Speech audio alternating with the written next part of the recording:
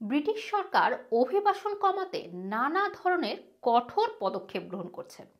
অনেক সেক্টরে ব্যাপক কর্মী সংকট থাকলেও অভিবাসী কর্মীদের আনার ব্যাপারে নানা বিধিনিষেধ আরোপ করা হচ্ছে। কেয়ার কর্মীরা যুক্তরাজ্যে আসার ক্ষেত্রে তাদের শিশু এবং পার্টনারদের নিয়ে আসতে পারছে না। নতুন এই নিয়ম গত মাসে কার্যকর হয়েছে।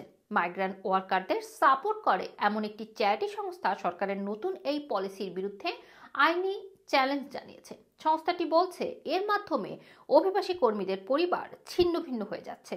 চ্যারিটি সংস্থা মাইগ্রেন্টস আর্ট ওয়ার্ক জানিয়েছে, সন্তান এবং পার্টনারদের সাথে ফ্যামিলি লাইফ লিড করা অথবা যুক্তরাজ্যে এসে হেলথ অ্যান্ড সোশ্যাল কেয়ার সেক্টরে কাজ করা এর যে কোনো একটিকে বেছে নিতে বলছে ব্রিটিশ কর্তৃপক্ষ। এই বিতর্কিত নীতি গত মাসে কার্যকর হয়েছে, যা এমন সময় চালু করা হয়েছে যখন সোশ্যাল কেয়ার সেক্টরে প্রায় 10% পদ খালি।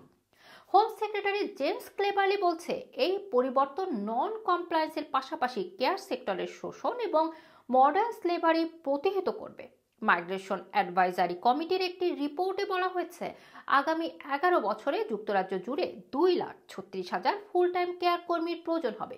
গত মাসে কমন্স পাবলিক অ্যাকাউন্টস কমিটির একটি প্রতিবেদনে দেখা গেছে কেয়ার সেক্টরে বর্তমানে 1,52,000 শূন্য পদ রয়েছে। নতুন পলিসির ফলে কেয়ার সেক্টরে কর্মী রিক্রুট করা কঠিন হয়ে পড়বে। এদিকে আইনি চ্যালেঞ্জ করা মাইগ্রেন্টস আর্ট ওয়ার্ক বলছে এই পলিসি জাতি বর্ণ নির্বিশেষে সবার ক্ষেত্রে বৈষম্যমূলক এবং এটি পাবলিক সেক্টরের ইকুয়ালিটি ডিউটির লঙ্ঘন। হোম সেক্রেটারি কেয়ার সেক্টরের কর্মীদের চাহিদা বিবেচনায় নিতে ব্যর্থ হয়েছে।